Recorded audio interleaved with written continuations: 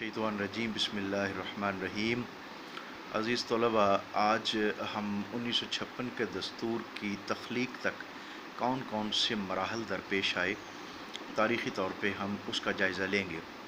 जैसा कि कल के लेक्चर में अज़ीज़ तलबा आपके ज़हन में है कि मैंने आपको बताया था कि 12 मार्च 1949 को ऑब्जेक्टिव रेजोल्यूशन, जिसे करारदाद मकासद के नाम से हम याद करते हैं, वो लियाकत अली ख़ान साहब ने उसे पेश किया ऐवान के सामने और उसे अडॉप्ट कर लिया गया।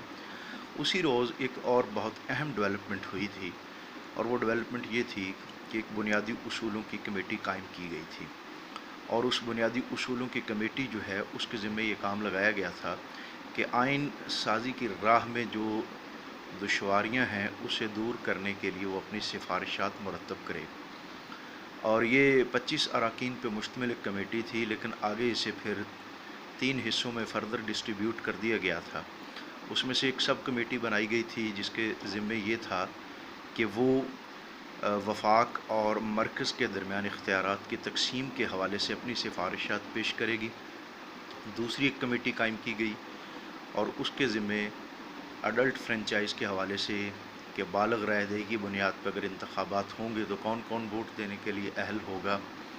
और ज़ाहिर है कि उसमें फिर जुदागाना इंतखाब या मखलूत इंतखाब का मामला भी एड्रेस हो जाता। और तीसरी कमेटी जो थी वो जुडिशरी के मुतालिक के आला अदलिया के पास कौन कौन से इख्तियारात होंगे, तो ये कमेटी कायम कर दी गई। अब इस कमेटी ने अपनी जो पहली रिपोर्ट मुरतब करके ऐवान के सामने पेश की, वो है सितंबर 1950 में। 28 सितंबर 1950 को लियाकत अली ख़ान साहब ने ऐवान में एक रिपोर्ट पेश की, और ये रिपोर्ट जो थी इसके ऊपर बहुत क्रिटिसिज्म हुआ और ये नामुकम्मल भी थी।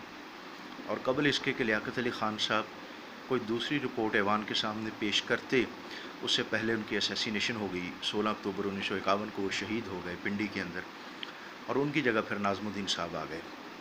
अब नाज़मुद्दीन साहब जो हैं, उन्होंने बड़ी मेहनत करके एक दूसरी रिपोर्ट ऐवान के सामने पेश की, और ये रिपोर्ट उन्होंने पेश की थी 22 दिसंबर 1952 को।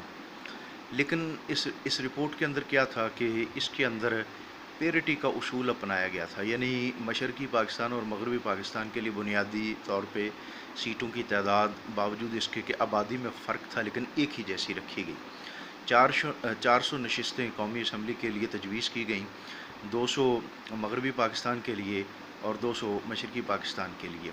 और इसी तरह से ऐवान बाला की 120 नशिस्तें तजवीज़ की गईं, और वो भी जो है वो बराबरी की बुनियाद पे। तो इस उसूल के ऊपर एतराज़ किया गया, और सबसे ज़्यादा, हालांकि ख्वाजा नाज़मुद्दीन ख़ुद बंगाली थे, लेकिन बंगाल से सबसे ज़्यादा क्रिटिसिज्म उनको फ़ेस करना पड़ा। तो ये रिपोर्ट भी मुस्तरद होगी और इसके ऊपर बहुत शोर व गुल हुआ।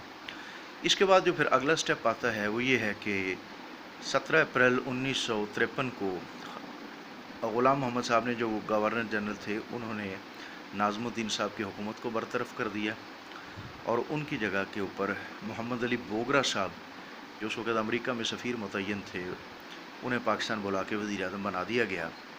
और उन्होंने ऐवान के सामने एक फार्मूला पेश किया जिसे बोगरा फार्मूला के नाम से याद किया जाता है।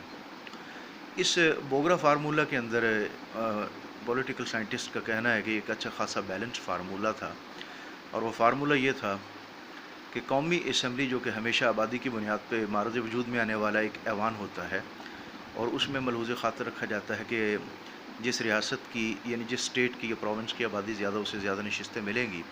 तो बोगरा साहब ने मशरक़ी पाकिस्तान के लिए 165 नशिस्तें तजवीज़ की, और ये जो इस वाला पाकिस्तान है, जिसे हम वेस्ट पाकिस्तान कह सकते हैं, इसके लिए उन्होंने 135 नशिस्तें तजवीज़ की। और ऐवान बाला के लिए 50 नशिस्तें उन्होंने तजवीज़ की। तो 4 सूबाई इकाइयाँ वेस्ट पाकिस्तान की उस ज़माने की, उनको 10-10 नशिस्तें मिल गई, तो वो 40 हो गई, और 10 जो हैं वो ईस्ट बंगाल को मिल गई, ईस्ट पाकिस्तान को। तो इस तरह से एक अच्छा बैलेंस फार्मूला उन्होंने तजवीज़ किया था। लेकिन कबल इसके कि इस फार्मूले के ऊपर को अमल दरामद होता, ग़ुलाम मोहम्मद साहब ने दस्तूर साज़ असम्बली ही बर्खास्त कर डाली 24 अक्टूबर सन 1954 को। और दस्तूर साज़ असम्बली जब तोड़ डाली, तो ज़ाहिर है कि दस्तूर बनने का जो प्रोसेस था वो आगे फ़र्दर जो है उसके ऊपर एक चेक लग गया, और वो रुक गया वहीं पे। इसके बाद फिर थोड़ी देर के लिए, 5-6 माह के लिए राउंड अबाउट, ایک عبوری حکومت چلی اور وہ بھی بوگرا صاحب ہی چلا رہے تھے. پھر نئے انتخابات ہوئے 23 جون 1955 کو، اور ان انتخابات کے نتیجے میں